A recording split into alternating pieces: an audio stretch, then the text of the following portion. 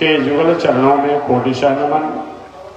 भगवत भागवत आचार्य कैंकर्य पारायण महाराज इन पावन भूमि पर बक्सर की पावन भूमि से चलकर आए हुए जगत गुरु रामानुजाचार्य स्वामी अयोध्यानाथ जी महाराज द्वारा आप कथा श्रवण कर रहे हैं। आज से हरिद्वार की पावन भूमि पर चलकर आए हुए स्वामी वैकुंठनाथ जी महाराज द्वारा भी कथा होगी। चलिए दो चार शब्दों को मैं भी निवेदन करूं। आज प्रथम दिन है, मैं दो चार शब्दों को निवेदन करना चाहूंगा आप अपने नियत समय में। भगवान श्रीमन नारायण ने जीवों के उपकार कल्याण के लिए अनेक साधन बनाया, लिखा, समझाया, परंतु कथा द्वारा मानव जीवन का जैसे सरलता और सहजता से कल्याण होता है वैसा और कहीं नहीं देखा गया। सृष्टि के प्रारंभ में भगवान श्रीमन नारायण कथा द्वारा मानव मात्र को कल्याण करने के लिए संकल्पित हुए। प्रश्न होता है कि कथा का प्रारंभ कब से हुआ, कथा कब से शुरुआत हुई कथा की? जब से सृष्टि शुरू हुई तब से कथा शुरू हुई। कब से सृष्टि हुई? 50,000 करोड़ वर्ष पहले भगवान श्रीमन नारायण के नाभि से कमल, कमल से ब्रह्मा, ब्रह्मा से मरीचि इत्यादि पुत्र हुए। आगे चल करके ब्रह्मा जी ने सृष्टि को अपनी क्षमता और योग्यता के अनुसार पूरा पाप दिया। पूरे दुनिया में ब्रह्मा जी की सृष्टि दिखाई पड़ने लगी। समय से ब्रह्मा जी अपने संततियों द्वारा भी सृष्टि के विस्तार का कार्य किया, जिसमें सबसे श्रेष्ठ वंशज कश्यप ऋषि का नाम आता है। कश्यप ऋषि के ही पुत्र सूर्य देव है, कश्यप ऋषि के ही पुत्र इंद्र है, कश्यप ऋषि के पुत्र भगवान वामन है, कश्यप ऋषि के पुत्र अर्जुना है। ऐसे जो 12 आदित्य आप कहते हैं वो 12 आदित्य कश्यप ऋषि के ही पुत्र हैं। सूर्य से सूर्य वंश चला, आगे चलकर के वही सूर्य वंश, इक्ष्वाकु वंश, रघुवंश के भी नामों से जाना गया। समय पाकर के सूर्य वंश और चंद्र वंश, इन दोनों द्वारा भगवान श्री कृष्ण के वंश परंपरा का विस्तार हुआ। मैं संक्षिप्त में आपको निवेदन करके आगे में बढ़ूंगा। भगवान श्रीमन नारायण बहुत दिनों तक अकेले जल में पड़े रहे। सृष्टि के प्रारंभ में, मैंने आज से 50,000 करोड़ वर्ष पहले एकमात्र भगवान नारायण ही थे। ओम दिव्यो देव एको नारायण न ब्रह्मा नेशा। एकमात्र अगर कोई दिव्य देव था वह भगवान नारायण ही थे। न ब्रह्मा नेशा, ब्रह्मा भी नहीं थे और ईशान को उनके मालिक शंकर जी भी नहीं थे। भगवान को प्रेरणा हुई उनकी आह्लादनी शक्ति द्वारा कि महाराज अकेले कब तक रहेंगे, दो हो जाइए। भगवान ने अपने सत्य काम सत्य संकल्प से अपनी आह्लादनी शक्ति लक्ष्मी जी को प्रकट किया। लक्ष्मी जी ने भगवान को प्रेरणा दिया, प्रभु पहले जैसा सृष्टि का विस्तार करिए।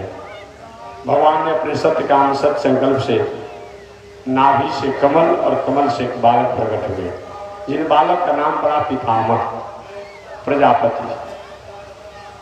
समय पाकर के ब्रह्मा जी ने सनक, सनंदन, सनातन, सनत कुमार 4 ऋषियों को प्रकट किया। मन में शांति नहीं मिली। बाद में चलकर ब्रह्मा जी ने करदम ऋषि को प्रकट किया। पुनः ब्रह्मा जी के छाती से धर्म प्रकट हुए और पीठ से अधर्म प्रकट हुए। कुछ लोग पूछते हैं कि महाराज जी पाप के बाप का नाम क्या है? पाप के बाप का नाम क्या है? अधर्म। अधर्म ये कहां से प्रकट हुआ? ब्रह्मा जी के पीठ से। उसी प्रकार लोग कहते हैं कि महाराज धर्म के बाप का नाम क्या है? ब्रह्मा जी। ब्रह्मा जी के छाती से धर्म हुआ और पीठ से धर्म हुआ। पाप और पुण्य के अलग नहीं है। हमारे सामने, हमारे में पाप भी है और हमारे में पुण्य भी है। जानिएगा, यहीं पर आप सब बैठे हैं, ये पुण्य है, ये धर्म है। यही मन में भावना हो गया कि नहीं अब यहां चलना है, क्या साथ माता तो आते जाते रहते हैं, फिरते बच्चों नहीं उठते। तो पाप पुण्य कहीं अलग नहीं होता है। हमारी मन की वृत्तियां जो है, मन की स्थितियां जो हैं, वही पाप और पुण्य को जन्म देती है। यहीं पर आप लोग बैठे हैं, कथा सुन रहे हैं, कोई है चलो अपने आप गए अजा किसी की जूता पकड़ चल दिया, तो पाप पुण्य अलग से है, बाजार से है। हमारी मन की वृत्तियां तो है कि चलो भाई महंगाई के समय चल रहा है, किसी की जूता चोर पहन के चलेगा।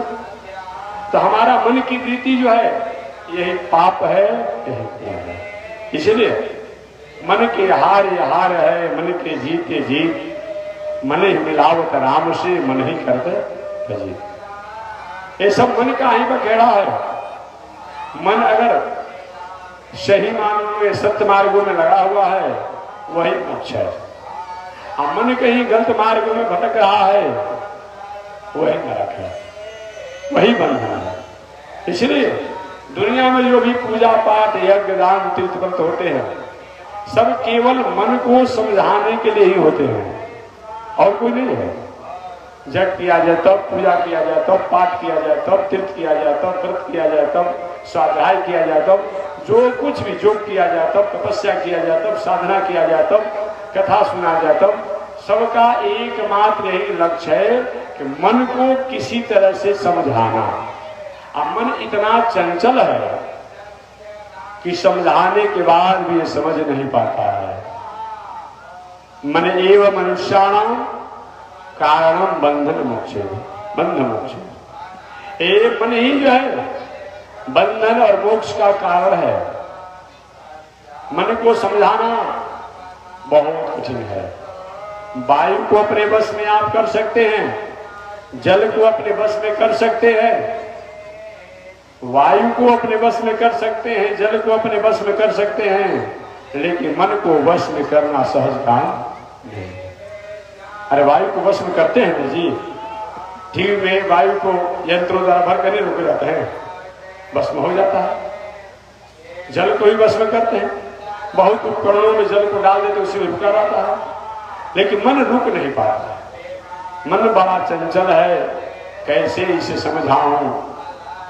श्री कृष्ण तुम्हारे चरणों में बताया कि मन इतना चंचल है, समझाना सहज नहीं। उपनिषद की एक कथा आती है, इसी मन को समझाने के लिए एक बार जनक जी महाराज ने एक धर्म सत्र का आयोजन किया था, और धर्म सत्र के आयोजन में जनक जी महाराज ने घोषणा किया था कि जो मेरे मन को समझा देगा, शांत कर देगा, उसको मैं आधा राजपाट दे दूंगा। उपनिषद की कथा है, जो मेरे चंचल मन को समझा देगा, शांत कर देगा, उनको मैं आधा राज दे दूंगा।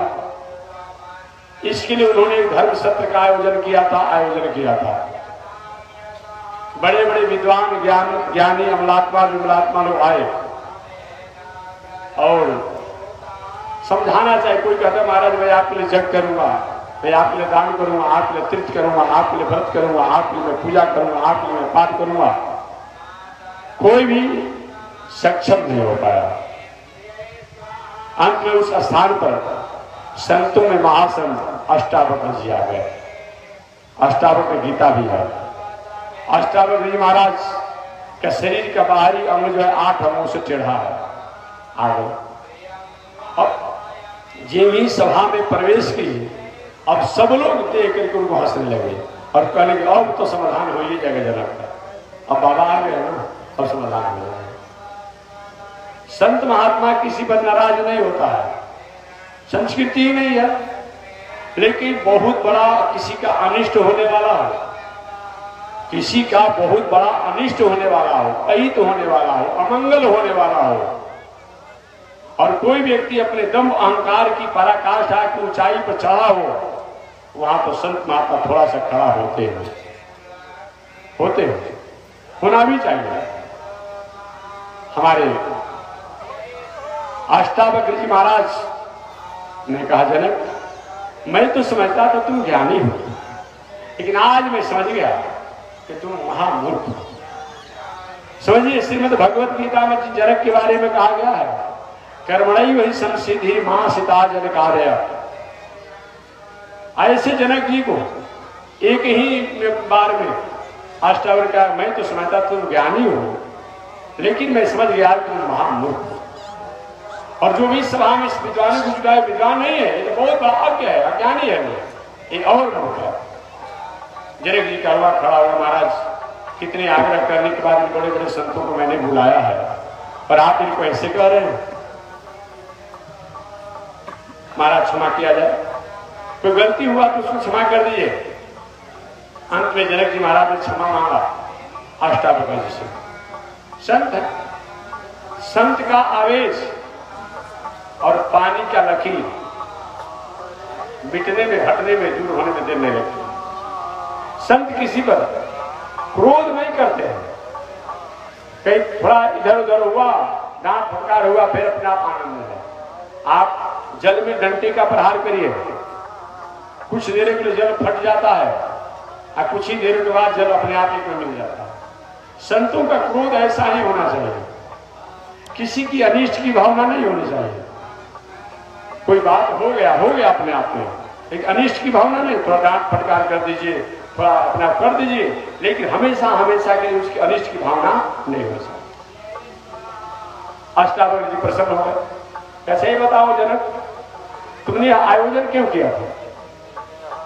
इतने बड़े बड़े लोग बुलाया कि महाराज मेरी इच्छा है, अल्पस काल भवस्य विघ्ना अनेको मुनिर्जस कृत प्रमाणम।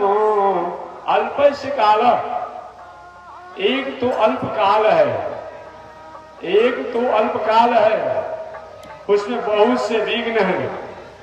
अल्पस्य काल बहुवस्य विघ्न, अनेकों मुनि, और अनेकों मुनियों के अनेक प्रमाण हैं, एक प्रमाण नहीं है। तो किया क्या जाए? तो बताया गया, महाजनो जैन गत सपंथा। महापुरुष ने जिस मार्गों का आदर किया है उस मार्गों पर चलना, महापुरुष ने जिस मार्गों का निषेध किया है, महापुरुष ने जिस मार्गों का निषेध किया है। और कैसे बात है बाबू, आगे से बात लेगा, आगे से लाइन से बात लेगा, ऐसे कैसे सब कर दी? बताइए, आपने आपको गलती कर दिया आगे, अब फिर गलती मत लाइए, हो गया ठीक, चार आदमी किसको हो जाए, चार आदमी आगे के किनारे हो जाइए, ठीक है, किनारे हो जाइए, सब लाइन से सुधा भी चलिए, और उधर भी, और किनारे से मत काटिए, तो समझाइए कि किनारे होना आप ठीक, आप ठीक है, उनको कह रहे हैं, ऐसे नहीं काटा जाता है, लाइन से मत चलिए आप। एक बार उधर चार आदमी से समझाना पड़ता है हमको, और बताइए एक जगह साथ में हो गए, अपने समझ लीजिए, बांस के जो खाना है उसमें तो जो आदमी हो जाए अपने आप सोच बात चलिए। चलिए, अष्टावक्र जी ने पूछा, चाहिए बताओ जनक, तुमने इस धर्म शास्त्र का आयोजन क्यों किया है? कि महाराज अल्पस्य काल अल्पकाल है, बहुत से विघ्न हैं, अनेकों मुनियों के अनेक प्रमाण हैं। मैं चाहता हूं कि सहजता से मैं उन परमात्मा को समझ लो, जान लो। मेरा मन जो चंचल है, इस चंचल मन को मैं उन परमात्मा में लय करना चाहता हूं, विलय करना चाहता हूं। कोई उपाय है? अष्टावक्र कहा कि जनक, जितना तुम सहज सोच लिया उतना सहज है नहीं। जितना तुमने सहज सोच लिया उतना सहज है नहीं अपने आप में। लेकिन तुम्हारी इच्छा है, पवित्र भावना है, तो किसी चीजों को प्राप्त करने के लिए कुछ गंवाना पड़ता है, कुछ देना पड़ता है। अभी चिलचिलाती धूप में आप अपने घर से आएंगे तो विजयशाला का परिक्रमा करेंगे, संतों की कथा सुनेंगे। अभी कुछ समय के बाद आप खेती करेंगे, खेती के अपने आप बिया डालेंगे, तब ना बाद में आगे कार्यक्रम होगा। तो किसी चीज को प्राप्त करने के लिए कुछ गंवाना होता है। तो तुम प्राप्त करना चाहते हो क्या, तो क्या कुछ दोगे नहीं कि महाराज जो मांगे सो मैं दे दूंगा? क्योंकि तुम्हारा अपना जो चीज है वो हमको दे दो, जो तुम्हारा अपना चीज हो हमको दे दो। हम लोग दूसरे की चीज को देने के लिए बहुत पसंद होते हैं, लेकिन नहीं, आप देना हो तो अपना चीज आप दीजिए किसी को, दूसरे का चीज क्यों दे रहे हो? क्योंकि जो तुम्हारा अपना चीज हो हमको दान दे दो। जनक जी महाराज ने कहा ठीक है महाराज, मैं आधे राज तो पहले ही कहा था देने के लिए, लेकिन आप ज्ञान प्राप्त करा तो पूरा राज भी मैं दे दूंगा। क्योंकि महामूर्ख हो भाई, क्या कुछ जैसा बात करते हो? मैंने कहा कि तुम्हारा जो अपना चीज हो हमको दान दो, और तुम दूसरे की वस्तु हमको दान दे रहे हो। इस राज में तुम्हारा क्या है? इस राज को तुमने बनाया है, प्रकृति को तुमने बनाया है, तुम्हारे पहले भी तो राज था। यही आत्मज्ञान है। आजकल के आत्मज्ञान की बात मैं नहीं कर रहा हूं कि आत्मज्ञान की बात करेगा सुबह सुबह अंडा खाएगा, आत्मज्ञान की बात करता है। यह आत्मज्ञान है। अष्टावक्र जी ने कहा कि इस राज में तुम्हारा क्या है जो हमें तुम दे रहे हो? तुम्हारे पहले भी तो राज था, इसमें तुमने क्या किया? इस राज की वस्तु का तो तुमने भोग किया है, उपभोग किया है, इसको अपने जीवन के व्यवहार में लिया है। इसमें तुम्हारा क्या है? तुम्हारा जो अपना चीज हो उसको हमको दान दो। अब तो जनक जी महाराज का बुद्धि समाप्त हो गया। हम और आपको भी यही होता है, हमको अपने धन पर बहुत बड़ा अहंकार होता है। हमारे पास है ना महाराज, लेकिन इस धन में आपका क्या है? अरे धन को तो आप भोग कर रहे हैं भाई, धन आपका है क्या? ये प्रकृति का चीज है, ये सब प्रकृति का चीज आपका नहीं है। अंत में जनक जी महाराज ठीक है महाराज, तो मैं अपना शरीर आपको दान दे रहा हूं। एक और मूर्ख जैसा बात किया। इस शरीर में तुम्हारा क्या है? ये तो पंचायती धर्मशाला है। ये शरीर पंचायती धर्मशाला है। जैसे पंचायती धर्मशाला में किसी एक व्यक्ति का अधिकार नहीं होता है, वो तो आया खाया पिया गया, मुश्किल होता है ना। आपको रूम दखल कर लो, उसका मकान दखल कर, ऐसा थोड़ा होता है। क्योंकि शरीर में तुम्हारा क्या है? एक तो शरीर, पुत्र कहता है कि हमारे पिताजी हैं, भाई कहता है कि मेरा भाई है, पिता कहते हैं कि मेरा बेटा है, माता कहती है कि मेरा पुत्र है, पत्नी कहती है कि मेरे पति हैं। अब इतनी झगड़ालू वस्तु, इतनी झगड़ालू वस्तु कि एक आदमी के इसका अधिकार नहीं है, सबका अधिकार है। और उसके बाद भी छोड़िए ना, क्षिति जल पावक गगन समीरा पंच रचित अधमा। पृथ्वी का अंश इस शरीर में है, जल का अंश है, आकाश का अंश है, अग्नि का अंश है, वायु का अंश है, ये प्रकृति का है, पंच महाभूतों का है। ऐसे कोई अपना दान देना चाहे, आप किसी के हाथ से उदारी या किसी के हाथ से रामी या फोड़ा मांग कर लाइए और दूसरे को आप दान दे दीजिए। दानी बने तो खरीद के दीजिए ना, तो पैसा मांग लाए उसको दान देंगे। तो ये पंचायती धर्मशाला है, और इस पंचायती धर्मशाला को कोई देने वाला होता कौन है? इसलिए शरीर हमारा नहीं है, ये शरीर हमारा नहीं है, ये धन संपत्ति भी हमारी नहीं है। जनक जी महाराज चुप रहे। हम और आपको भी धन का ही अहंकार होता है, और शरीर का अहंकार होता है। इन दोनों अहंकार को दूर कर दिया अष्टावक्र जी कि नहीं नहीं, जो तुम्हारा अपना हो हमको दो, एक पंचायती वस्तु को हमको दान मत दो कि महाराज तो हमको समझ में नहीं आ रहा आप क्या मांगना चाहते हैं। जनक जी ने कहा कि हमको अब समझ में नहीं आता है कि आप क्या मांग रहे हैं। धन लेवे नहीं करेंगे, धन लेवे नहीं करेंगे, अब क्या बताए जी, अब क्या बता है? अब एक बचता है, बाद में बताऊंगा। हमारे अष्टावक्र कहे कि मैं धन भी नहीं लूंगा और तुम्हारा तन भी नहीं लूंगा। मेरा तो आप ही मांग लीजिए, जो मांगे मैं दे दूंगा।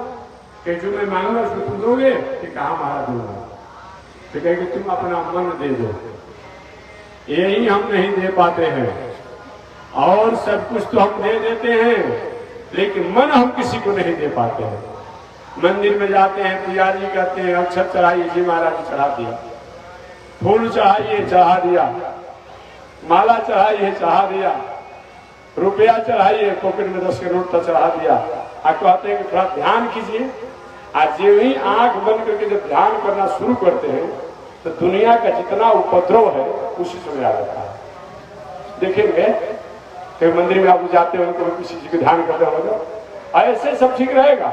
लेकिन जो ही जब नेत्र बंद करके ध्यान जब करना शुरू करते हैं तो दुनिया का जितना उपद्रव रहता है वही आंख रहेगा। आंख यही बंद करेंगे ना, उसको बता देना, उसको समझा देना, ठीक कर देना। कभी मन चला जाएगा, बाजार में चला जाएगा, किसी परिवार के पास, मतलब जितना दुनिया में उथल पुथल व्यवस्थाएं हैं वही जाकर के मन उसी समय ध्यान के समय अपने आप भागता है। इसलिए अब क्या हुआ कि तुम अपना मन दे दो। अब मन देने की जब बात वो कहे तो बचता क्या है? अब कुछ बचता है? कुछ नहीं बचता अपने आप में। इसलिए इसी बातों को तो महाभारत में, श्रीमद् भागवत महापुराण में 58 दिनों से बाणशैया पर पड़े हुए भीष्माचार्य का नाम आपने सुना होगा, भागवत में कहता है, महाभारत में कहता है। 58 दिन तक बाणशैया पर पड़े थे भीष्माचार्य जी, 1-2 दिन नहीं। और ऐसी असह्य वेदना थी कि शरीर टस से बस होने वाला नहीं था। पूरे शरीर बाणों से विधे हुए थे, बिना जल के, बिना भोजन के। इसी तरह चितान अपने आप में भीष्माचार्य बाणशैया पर 58 दिनों तक पड़े हुए थे। इधर महाभारत संग्राम समाप्त हो चुका था। महाभारत संग्राम के द्वारा 1 अरब 66 करोड़ 20 लाख 10 हजार उस संग्राम में नरसंहार हो चुके थे। इतना बड़ा नरसंहार हुआ था महाभारत संग्राम में। अभी भारतवर्ष की पूरी जनसंख्या जितनी नहीं है उतने लोग महाभारत संग्राम में मार दिए गए थे। याद रखिएगा, अभी पूरी भारत की जनसंख्या 1.5 अरब से थोड़ा बड़ा कुछ कम ही है, थोड़ा बड़ा कुछ कम ही है, 1.5 अरब होगा। लेकिन उस महाभारत संग्राम में 1 अरब 66 करोड़ 20 लाख 10 हजार नरसंहार हो चुके थे। और 10 हजार लोग लापता हो गए थे, आए थे संग्राम क्षेत्र में, लेकिन कोई पता नहीं चला। मात्र 10 ही लोग जो थे उस महाभारत संग्राम में बचे थे, मात्र 10 लोग। कौन कौन? 5 पांडव, भगवान श्री कृष्ण, कितने हो गए? 6 हो गए। उसके बाद सात्विकी, कृतवर्मा, कितने हो गए? 8 हो गए। उसके बाद कृपाचार्य, 9 हो गए। और एक मैं भूल रहा हूं अपने आप में, अश्वत्थामा संग्राम क्षेत्र में नहीं था, लेकिन वो नाम आ जाता, अश्वत्थामा ही होगा। अश्वत्थामा तो संग्राम क्षेत्र में भाग चुका था, संग्राम समय वो भाग गया था अपने आप में। यही मात्र 10 लोग बचे थे। कई महाभारत पढ़ के देख लीजिएगा 10वां कौन था। हम तो 9 का नाम बता दीजिए, आप लोग बता लगे। इसीलिए 10 ही लोग बचे थे। पुनः याद रखिएगा, महाभारत संग्राम 18 दिनों तक चला। 18 महारथी थे। उन महारथियों में सबसे श्रेष्ठ और बुजुर्ग कोई महारथी था उनका नाम था भीष्माचार्य। ये 10 दिनों तक लगातार संग्राम करते रहे। कर्ण 2.5 दिनों तक संग्राम किया, दुर्योधन आधा दिन संग्राम किया था। इस तरह कोई एक दिन ऐसे करके सबों ने संग्राम किया था। लेकिन सबसे अधिक सेनापति रह करके अरे कोई संग्राम किया वो है हमारे भीष्माचार्य। 18 दिनों तक संग्राम चला, 18 महारथी थे। संग्राम के फलस्वरूप 1 अरब 66 करोड़ 20 लाख 10,000 नरसंहार हुए। 10 लोग मात्र बचे। पांडव लोग विजय को प्राप्त हुए। देखिए, नीति और अनीति की जब लड़ाई होती है तो ऐसी बात नहीं है कि नीति का ह्रास नहीं होता है। अनीति से नीति का कोई कम ह्रास नहीं होता है, याद रखिएगा। धर्म और अधर्म की जब लड़ाई होती है तो अधर्म भी कम अपनी बढ़त नहीं बनाता है, याद रखिएगा। अधर्म और धर्म की लड़ाई होती है तो अधर्म भी कहीं अपनी कम बढ़त नहीं बनाता है, उसकी भी बढ़त बहुत लंबी होती है। नीति और अनीति की लड़ाई जब होती है तो अनीति भी कहीं अपने मुकाम अपनी ऊंचाई पर कम नहीं रहता है। न्याय और अन्याय की जब लड़ाई होती है तो अन्यायी व्यक्ति भी कहीं किसी से कम नहीं होता है और उसकी भी बढ़त कहीं किसी से कम नहीं होती है। इसलिए मैं इस बातों को बताना चाहा कि कुछ लोग कहते हैं महाराज कहाँ धर्म है, कहाँ नीति है, कहाँ न्याय है। बताओ, इतना बड़ा पापी आदमी, इतना बड़ा धार्मिक आदमी और अपना इस तरह से फल फूल रहा है। नहीं, जब दोनों का संग्राम होता है तो दोनों में अपने आप में अनीति भी, अधर्म भी, अन्याय भी, वो भी अंतिम क्षण तक, अंतिम समय तक लड़ते रहता है। ये बात नहीं कि अपने आप में एक बार नीति का विजय हो जाएगा, न्याय का विजय हो जाएगा, धर्म का विजय हो जाएगा। ऐसा नहीं होगा, ऐसा नहीं होगा। अंत में उसमें भी अगर सही माने में नीति, न्याय और धर्म पर आप टिके रहेंगे तो ये नहीं कि जहां तक चला वहां तक आपने भी काम किया। और जब नहीं चल, हे भगवान देखो कहाँ सूते हुए हैं, भगवान सूते हुए, आप जगे हुए भगवान सूते हुए हैं। नहीं, भगवान सूते हुए नहीं है। या तो उन्हीं पर छोड़ दीजिए या तो अपना करे करिए, अपने भगवान के कहीं कह रहे हैं। लेकिन लोग होते हैं पहले अपने बल को, पुरुषार्थ को लगाकर सब काम करेंगे और जब नहीं होगा ना तो अपने आप देवता को, भगवान को याद करने लगते हैं, भगवान उसको चुप लगा जाते हैं। एक हास्य की पौराणिक कथा करके आगे में बढ़ जाऊंगा। एक बार एक नदी के तट पर बहुत उच्च कोटि के संत रहते थे, भजनानंदी थे। नदी के तट पर उच्च कोटि के संत रहते थे। अपने दिनचर्या में तीनों का संध्या वंदन, पूजा पाठ, स्नान ध्यान करते रहते थे। संयोग की बात है, जहां संत जी रहते थे, महात्मा जी रहते थे, उनके गांव जहां रहते थे, उनके आश्रम के बगल में गांव में एक वस्त्र धोने वाले, जिनको आज क्या कहते हैं, रजक कहते हैं। रजक भी कहा जाता है, बैठा भी कहा जाता है, धोबी भी कहा जाता है।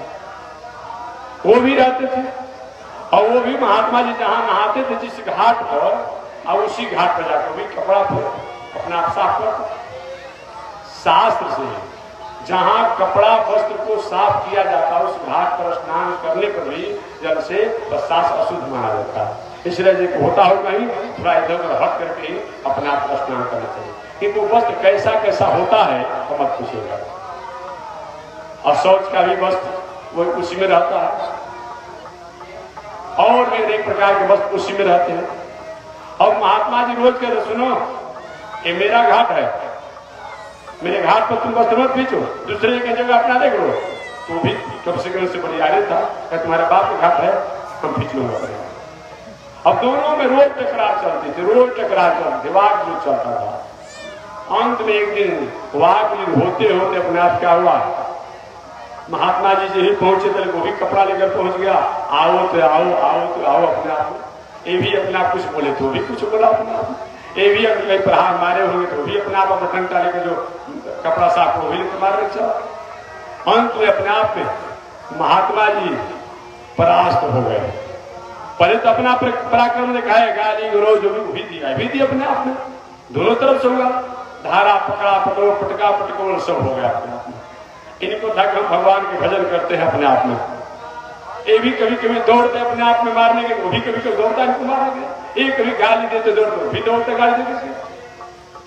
भगवान आए जरूर, लेकिन विचार की क्या करें, हमको तो पता नहीं चल रहा है कि किसका अपने आप में कौन न्याय कर रहा है, कौन अन्याय कर रहा है, कौन अधर्म कर रहा है, कौन अधर्म कर रहा है, कौन अनीति में है, कौन अनीति में, क्यों दोनों दौड़ रहे हैं अपने अपने पराक्रम के अनुसार। भगवान आकर के लौट करके चले गए। अब जब झगड़ा समाप्त हो गया, आज क्या होगा जी? अब दो व्यक्ति आपस में करना, तीसरा छोड़ाने वाला नहीं जो जाए, अपने समाधान हो जाएगा। जो कमजोर होगा अगत्या अकेले हाथ करके किनारे हो जाएगा, और जो मजबूत होगा वो बार बार अपना आप पिटने के बाद वो बार बार शान दिखाते रहेगा, अगत्या समाधान हो जाएगा। वो तो बिचवलिया लोग कुछ उल्टा सीधा कर देते हैं। दो आदमी के विवाद को छोड़ दिया जाए तो समाधान तो अगत्या हो जाएगी अपने आप में। अब क्या हुआ, दोनों आदमी, एक आदमी, अब तुमको मैं बता दूंगा, तुमको मैं अभी बता दूंगा, अभी बताया ना, संजोग से दोनों अलग से पुनः वाक युद्ध कर रहे थे। अब तो थक गए थे मारपीट करके। संजोग से भगवान अपने आप में आए, अब कहेंगे भक्तराज संत जी मैं आ गया, और तो महात्मा जी नाराज हो गए, चले जाओ अभी हमारे पास, मैं अपना मार खा चुका हूं, पिटा चुका हूं, तो आप आ रहे हैं। मैं बहुत देरों से आपको पुकार रहा था, प्रतीक्षा कर रहा था अपने आप में, आप उस समय आए नहीं, हमें आवश्यकता नहीं है। इतने देर भजन करने का मतलब क्या होता है? भगवान ने कहा संत जी मेरी बात तो सुन लीजिए पहले, तब हमारे पर आप नाराज होइएगा। मैं आया था उस समय भी, जब दोनों आपस में बात कर रहे थे, आप भी दौड़ रहे थे मारने के लिए, वो भी दौड़ रहे थे मारने के लिए, लेकिन हम समझ नहीं पा रहे थे कि दोनों में धोबी कौन था। आपको भी जितना बल था आप ही गाली दे रहे थे, आप ही अपना जो मारना पीटना किया, उसके पास जितना बल था वो किया, बल में आपसे बरियार पड़ा, आपको अधिक मार दिया। कैसे आपको न्याय मिलेगा, कैसे आपको धर्म मिलेगा, कैसे आपको नीति मिलेगी? अरे आपने किसी को एक चटकन मारा, किसी के पास 10 चटकन आपको धरा दिया, आप कौन कैसे है? जब ये होता कि जब आप कुछ नहीं करते तब तो आपने अपने आप उसको श्राप दे रहे हैं, गाली दे रहे हैं, आपने एक गाली उसको 10 गालियां को दिया। कैसे आप हैं? भगवान के कम समझ में नहीं आ रहा था कि दोनों में कौन धोबी है, इसीलिए मैं नहीं आ पाया। महाराज क्षमा कर दीजिएगा, क्षमा कर दीजिएगा। तो मैं निवेदन करना चाह रहा हूं, भगवान सहायता करते हैं, लेकिन सही में उन पर हम समर्पित होते हैं तब सहायता करते हैं, अन्यथा सहायता नहीं करेंगे। तो कह देते हैं कहाँ भगवान सुते गए, भगवान सुते नहीं है। वो तो कहते अहम समुद्धरता, मैं संसार के प्राणियों को उद्धार करने के लिए हमेशा जगे रहता हूँ, हमेशा जगे रहता हूँ। इसीलिए तो भगवान शांताकारम भुजग शयनम पद्मनाभम सुरेशम, भगवान का सैया क्या है जी? शेष नाग को सुते रहते हैं। भला शेष नाग को नींद लगेगा? किसी को लगेगा? घर में कोई साधारण विषैला सर्प राती में अगर दिखाई पड़ जाए, कहीं भाग जाए, रात भर नींद नहीं लगेगी। कहाँ चला गया, कैसे चला गया, कोई बच्चा ढूंढेंगे, कभी कोई कहीं ढूंढेंगे, हर जगह रात भर से ढूंढते ही रह जाएंगे, रात भर नींद नहीं लगेगी। और उस सर्प पर भगवान सोते रहते हैं। शांताकारम भुजग शयनम पद्मनाभम सुरेशम। शांताकारम, शांत मानो कहते हैं दुनिया में रहने वालों, मैं शेष जी पर शयन करके और तुम्हारे भय को मिटाने के लिए मैं शेष जी पर शयन किया हूँ। शेष जो है काल के सूचक है, सर्प जो है काल का सूचक है, मृत्यु का सूचक है, भय का सूचक है, संकट का सूचक है, अशांति का सूचक है, उपद्रव का सूचक है। मैं सर्प पर सो करके मैं संकल्प लेता हूँ तुम्हारे सभी प्रकार के संकट को मैं दूर कर दूंगा। लेकिन कब? जब माम एकम शरणम ब्रज, जब हमारी शरणागति करोगे, हमारी प्रपत्ति करोगे, हमारी भक्ति करोगे, हमारे पर रहोगे, तो तुम्हारा मंगल मैं कर दूंगा, मंगल कर दूंगा। भगवान का अहम समुद्धरता, मैं उद्धार करने के लिए ही इस दुनिया में आया हूं। आप ऐसा कोई हुआ है महाराज क्या कि भगवान पर जो विश्वस्त होता है वह जो चीज नहीं होने वाला हो जाता है? एक इसी से जुड़ा एक पौराणिक कथा और मैं सुना, एक पौराणिक कथा। एक बार एक गांव में एक बालक था, छोटा ही था, बहुत बड़ा तो नहीं था, 10-12 वर्ष की अवस्था में हो। उसकी माता जी, उसके पिताजी समान ही घर के रहने वाले थे, समान जीवन जीने वाले थे। देखा कि भाई कुछ लोग अपने अपने घर से मिठाई, साड़ी इत्यादि लेकर के अपने बहन के यहाँ जा रहे। कौन करवाता है जो अपने अपने तीज होता है, वो क्या होता है जो लेकर लोग जाते अपने बहन के यहाँ जाते हैं लोग, क्या कहता है, तीज नहीं कहा जाता है, वही अपने आप था। अब सब लोग अपने अपने बहन के यहाँ जा रहे थे। वो छोटा बालक है, उसकी बहन थी नहीं। अपनी माता जी का, माता जी सब लोग अपने बहन के यहाँ जा रहे हैं, साड़ी लेकर के, मिठाई लेकर के, हम नहीं जाऊंगा। उसकी माता ने, बेटा तुम्हारा बहन है ही नहीं तो तुम कैसे लेकर जाओगे, बहन है ही नहीं, कैसे तुम लेकर जाओगे। नहीं नहीं, जिद कर दिया, मैं जाऊंगा, मैं भी जाऊंगा अपने बहन के यहाँ। अब इतना वो जिद कर दिया, और मेरी बहन का नाम बताओ, और कहा वो ब्याही गई वो भी अपने बताओ। अंत में नाराज होकर के उसकी माता ने कहा, तुम्हारी बहन का नाम सीता है। सीता है, बता दिया सीता है। अच्छा, कहाँ विवाह हुआ है? अयोध्या में हुआ है। ये बहुत दिन की बात नहीं है, एक कलिकाल की बात है। भावना से भी कभी कभी अप्राप्त वस्तु प्राप्त हो जाता है। और अब इतना वो जिद कर दिया, छोटा बालक का 12 वर्ष का, अब मिठाई साड़ी सब लेकर के और लोगों की सहायता पाकर के अयोध्या पहुंच गए। और वहां तो उसकी बहन थी नहीं, सीता नाम की। अब गलियों में ढूंढने लगा, मेरी बहन कहाँ है सीता, मेरी बहन कहाँ है सीता। संयोग से घूमते घूमते गलियों में अचानक एक स्त्री प्रकट हुई, अपूर्व सौंदर्यशालिनी। अरे भाई भैया, ये तुम अकेले कैसे घूम रहे हो? मैं बहुत देर से आपको ढूंढने के, अभी तक मेरा कोई आया नहीं, लेकिन अरे मैं भी तो आपको ढूंढ रहा था। और क्या किया, वो स्त्री साक्षात लक्ष्मी थी, साक्षात सीता जी थी। प्रकट होकर के उस बालक को ले गई और ले जाकर खिलाई पिलाई, और जो ले गया था उसको अपने आप में रख भी लिया। और रख करके जब ही विदा किया, अब विदा करने के बाद उसका कोई वस्तु छूट गया था, तो सोचा कि चल करके वहां से ले ले वाला जो वस्तु छूटा है। और गया था, ना कोई घर है, न द्वार है, न दलान है, आश्चर्य होगा।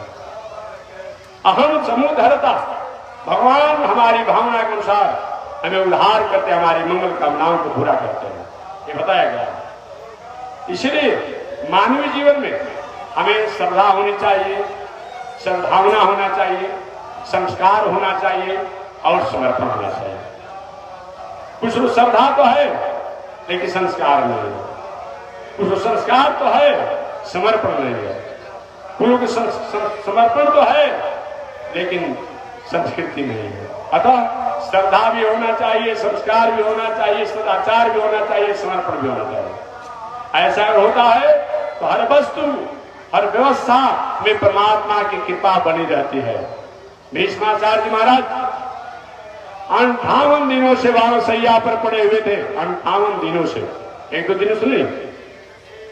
इधर पांडव लोग विजय उल्लास मना लिए थे, नरसंहार हुए थे और 10,000 लोग लापता हो गए थे, मात्र 10 ही लोग बचे थे, 10 ही लोग बचे थे।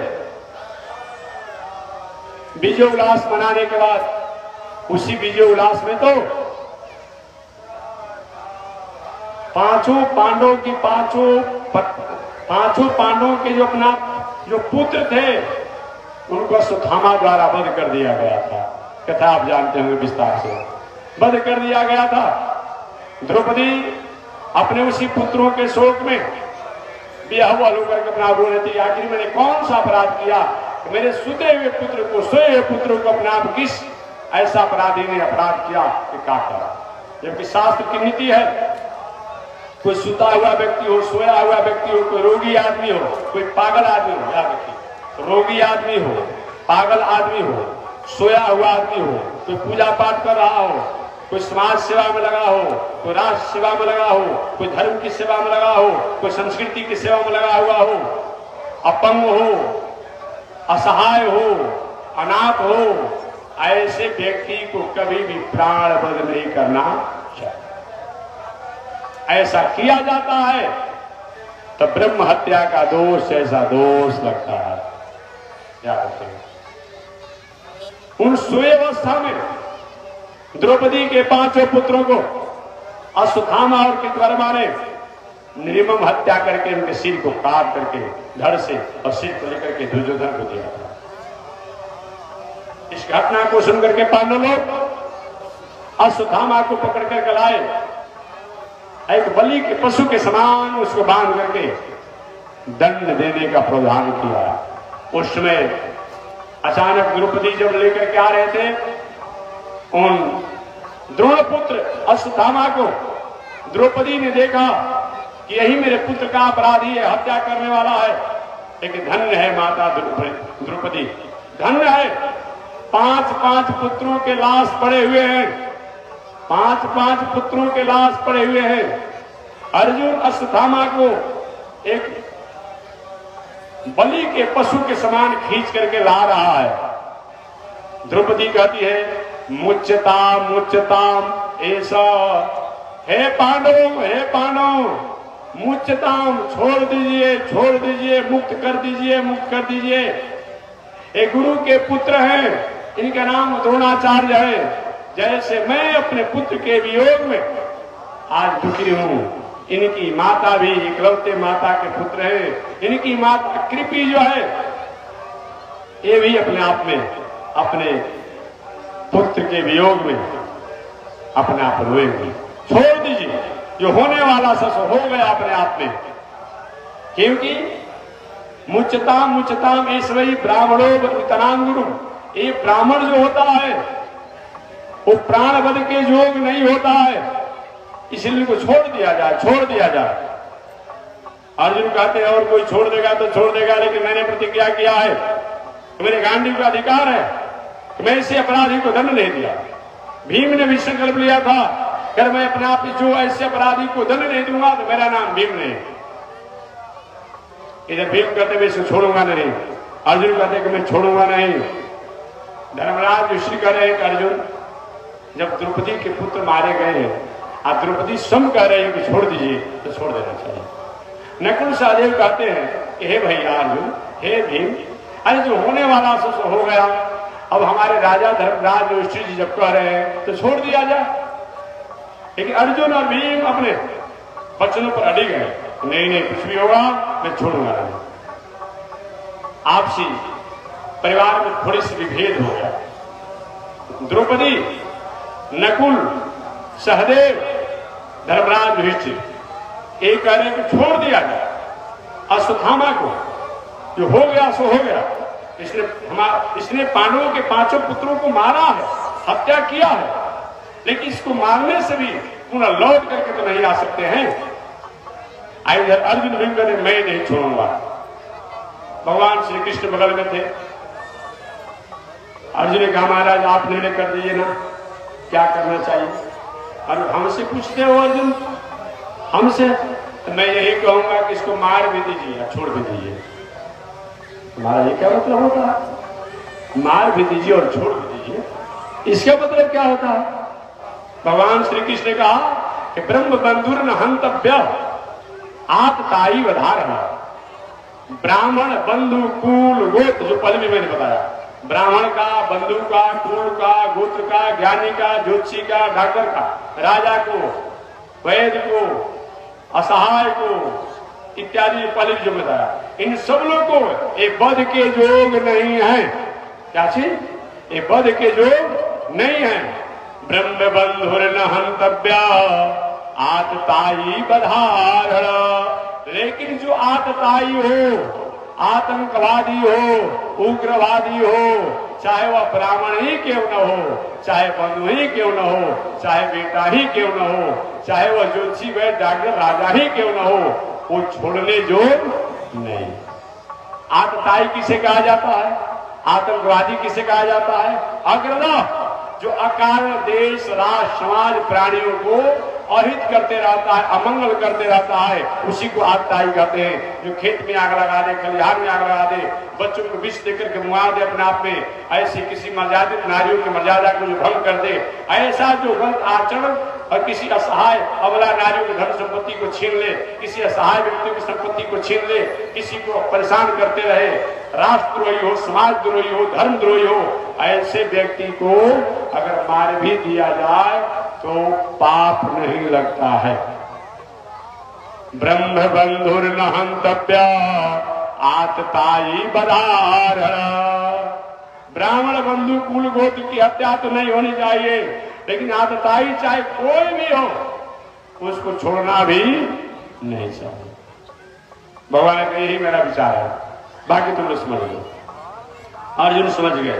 भगवान कहते हैं कि गुरु का पुत्र है, गुरु का पुत्र है, गुरु के समान आदरणीय है, ब्राह्मण है, वध के युग नहीं है, लेकिन आतताई है तो दंड भी होना चाहिए मृत्यु जैसा।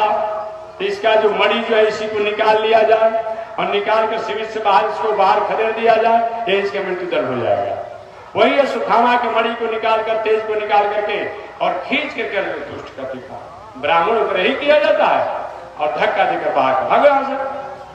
वही है सुखामा बाद में चार करके और उतरा के गर्भ में एक बाण मारा, पांडवों में बाण मारा और कहा मैं पांडव वंश को विनाश कर दूंगा। उतरा करके प्रार्थना कर लगी, पाही पाही, हे गोविंद हे गोविंद, हे प्रभु मैं मर जाऊं तो मर जाऊं, लेकिन मेरे गर्भ में रहने वाला बालक एक कम से कम रक्षित हो जाए, क्योंकि ये कुरु वंश का, पांडव वंश का यही एक बीज बचा हुआ है। और तो 5 पुत्र तो पहले ही अपने आप मारे गए द्रौपदी के, यही एक बचा हुआ है वंश के रूप में, और ये भी कहीं मारा जाएगा सुखामा के द्वारा बाणों से, तो अपने आप में मेरे गर्भ द्वारा तो मेरा कोई मतलब नहीं होता। रोने लगी उतरा रोने लगी, और जब रोने लगी अपने आप में भगवान प्रकट हो गए।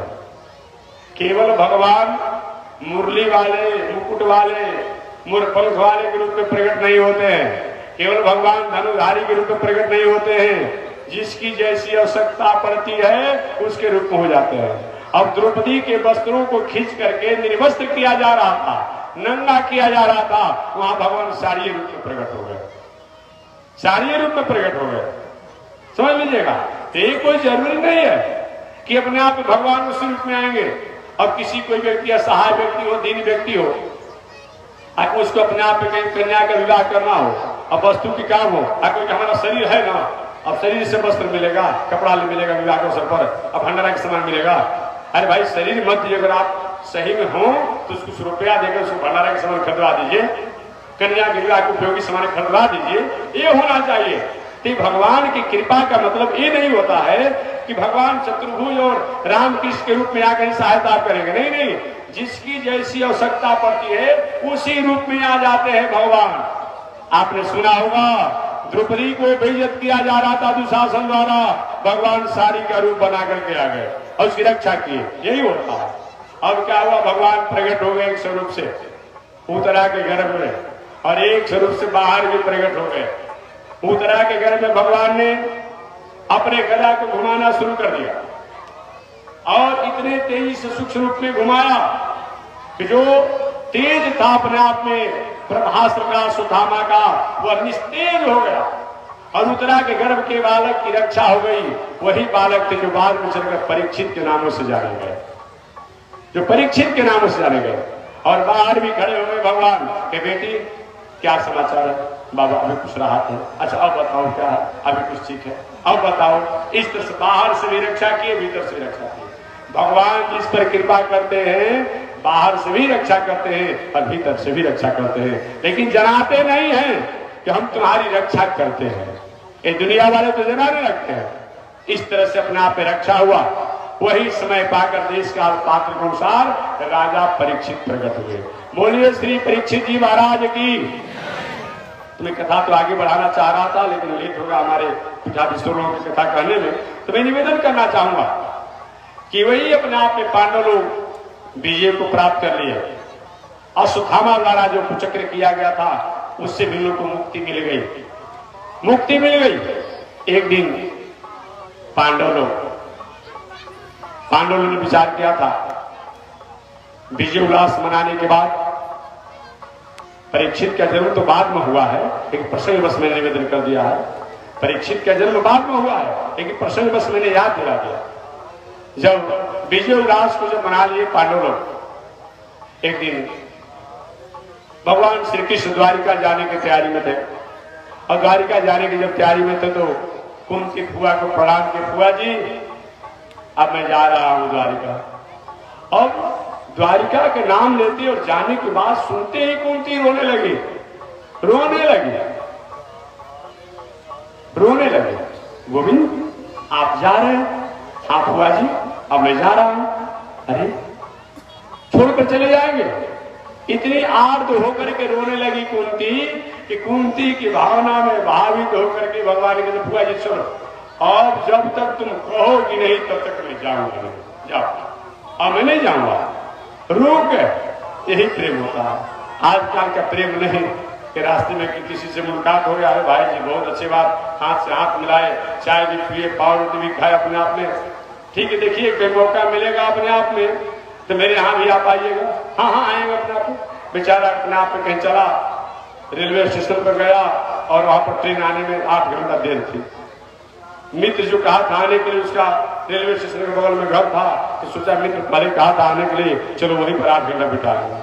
और क्या किया बेचारा, आना था ट्रेन को 12 बजे और ट्रेन आने के बाद अगले दिन 8 बजे सुबह आएगी, तो सोचा तो वही समय बिता ले। और पहुंच गया 10 बजे रात्रि में, और 10 बजे रात्रि में जब पहुंचा अपने आप में तो समझिए मित्र, और पहुंचने के बाद 10 बजे रात्रि से 4, 5, 6 बज गया, 6 रात्रि बज गई। खिलाते पिलाते उठते बैठते वार्तालाप करते करते आज ही अपने आप भाई अब जा रहे 8 बजे ट्रेन की व्यवस्था है, 1 घंटा पहले जाना ही पड़ेगा। जेब निकला और पीछे से गाली भी दे रहा, दुष्ट को ही आने का समय था, रात भर ने मेरा परेशान कर दिया। आज की प्रेम यही है, सामने से पानी पिलाते हैं और जब ही वो आगे बढ़ते तो पीछे से उसके प्रति अपना हमारी कठोर बारी होती है। ऐसा प्रेम नहीं होता। उसकी बातों को सुनते हैं और सुनने के बाद कहीं कोई अपनी दुखड़ा को सुनाया और सुनाने के बाद बेचारा जब ही अपने घर की तरफ जाता है तो पीछे से 2-4 लोग जो हैं ठीक है हो गया, अपना बहुत बोलते थे ना, अच्छा हो गया। आज के लोग ऐसे ही हैं, सोचिए सामने तो ठीक है लेकिन पीछे हटने के बाद आप कुछ न कुछ टिप्पणी करते ही रहेंगे। ऐसा नहीं होना चाहिए। कुंती माता के आग्रह पर द्वारिकाधीश रुक गए। फुआ जी अब मैं हस्तिनापुर नहीं रहूंगा और आपकी आज्ञा होगी और तभी मैं आगे जाऊंगा। भगवान श्री कृष्ण हस्तिनापुर में रुक गए, पांडवों के लाल प्यार स्नेह में रहने लगे। अगले दिन मैं इससे चर्चा करूंगा कि भगवान श्री कृष्ण उन पांडवों के साथ भीष्माचार्य के पास पहुंचे और पहुंचने के बाद धर्म नीति, ज्ञान नीति, समाज नीति, राजनीति को किस तरह से उपदेश को प्राप्त किया और अंत में उत्तम लोक को कैसे प्राप्त किए, इससे चर्चा अगले दिन मैं करूंगा। और इसी के साथ मैं अपने वाणी को विराम दे रहा हूं कि मानव जीवन में कथा, संस्कार, संस्कृति, सभ्यता, मर्यादा अगर है तो हमारे पास अप्राप्त वस्तु भी प्राप्त होने में सहज हो जाता है। हमारे पास मर्यादा नहीं हो, कथा नहीं हो, संस्कार नहीं हो, संस्कृति नहीं हो, सभ्यता नहीं हो तो प्राप्त वस्तु को भी हमारे हाथों से निकलने से कोई रोक नहीं सकता है। पांडवों के पास कुछ नहीं था, वन वन में जंगल में घूमते थे, लेकिन ये सब गुण होने के कारण जो पहले मैंने बताया पांडवों ने सब कुछ प्राप्त कर लिया। दुर्योधन के पास सब कुछ था, रावण के पास सब कुछ था, लेकिन मर्यादा, संस्कार, संस्कृति इत्यादि नहीं होने कारण प्राप्त वस्तु भी, प्राप्त पद प्रतिष्ठा, धन भी जाने से कोई रोक नहीं पाया। इतिहास गवाह है। तो शेष चर्चा कल होगी। आज छोड़ देते हैं भगवान श्री कृष्ण को द्वारिकापुरी में माता कुंती की प्रेम भावना में रहने दें, पांडवों के यहाँ रहने दे, समय रहने दे। कल देखते हैं किस तरह से भगवान श्री कृष्ण और पांडव लोग और द्रौपदी भीष्माचार्य के पास जाकर के उन 5 सैया पर पड़े हुए जो 58 दिन से भीष्माचार्य हैं उनका दर्शन करते हैं, क्या उपदेश लेते हैं। शेष चर्चा अगले दिन। आज इसी के साथ वाणी विराम। एक बार भगवान का नाम श्रीमन नारायण लक्ष्मी नारायण, श्रीमन नारायण लक्ष्मी नारायण, श्रीमन नारायण नारायण नारायण, श्रीमन नारायण नारायण नारायण। आग लगी आकाश में बरसन लगे अंगारो, आग लगे आकाश में बरसन लगे संत नहीं होते जग में तो जल मरता संसार। संत नहीं होते जग में तो जल मरता संसार। श्रीमन नारायण नारायण नारायण, श्रीमन नारायण नारायण नारायण। तनि देखी रघुनाथ जी हमारे ओरिया, तनि देखी रघुनाथ जी हमारे ओरिया। तनि ताकि रघुनाथ जी हमारे ओरिया, तनि ताकि रघुनाथ जी हमारे।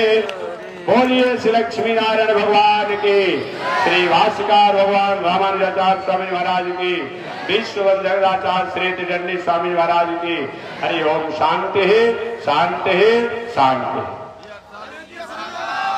नारायण। तो कल से कथा का समय तो आज ही से हो ही गया। कल से 6 बजे से 7 बजे तक मैं भी 2-4 शब्दों को निवेदन करूंगा। और 7 बजे से कौन है? 7 से 8 किसका है? और 6 बजे से 7 बजे तक मैं भी 2-4 शब्दों का निवेदन करूंगा। और 7 बजे से 8 बजे के बीच में हरिद्वार की पावन भूमि से चलकर आए हुए स्वामी बैकुंठ नाथ जी महाराज की कथा होगी। और 8 बजे से 10 बजे रात्रि तक बक्सर से चलकर आए हुए स्वामी अयोध्या नाथ स्वामी महाराज कथा होगी। आज तो थोड़ा सा 2-5 मिनट लेट हो गया है, तो जितना लेट हुआ है उतना बैकुंठ नाथ स्वामी अपना पूरा कर लेंगे। मैंने आज जो 1 घंटा इनको बोलना है, तो जिस समय होगा तो 7:15 से 8:15 या 8:20 तक आज बोल लेंगे। और शेष समय जो बचेगा अयोध्या नाथ स्वामी बोलेंगे। तो कथा का समय 6 बजे से 7 बजे मैं 2-4 शब्द करूंगा। और 7 बजे से 8 बजे तक बैकुंठ नाथ स्वामी, 8 बजे से 10 बजे तक अयोध्या नाथ स्वामी कथा बोलेंगे। और प्रातः काल की आरती 7:30 बजे से 8 बजे के बीच में होगी। समय मिलने पर प्रातः काल की आरती में 7:30 बजे से 8 बजे के बीच में सादर आमंत्रित है। जय श्री राम महाराज।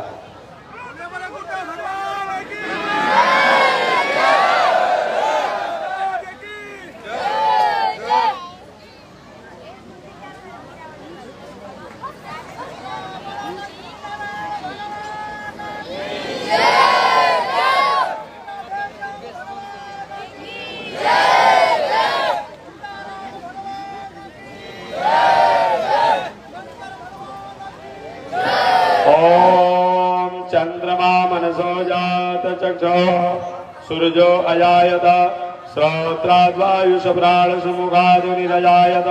श्रीशते लक्ष्मी जपत्न्यामहोरात्रि पार्श्वे नक्षत्राणि रूपमस्मिनो व्यातम् ईशय निगाढ़ मुंबई घाड़ सर्वलोकम मई घाड़। बोलिए श्री लक्ष्मीनारायण भगवान की। हरि ओम। शांति ही, शांति ही, शांति।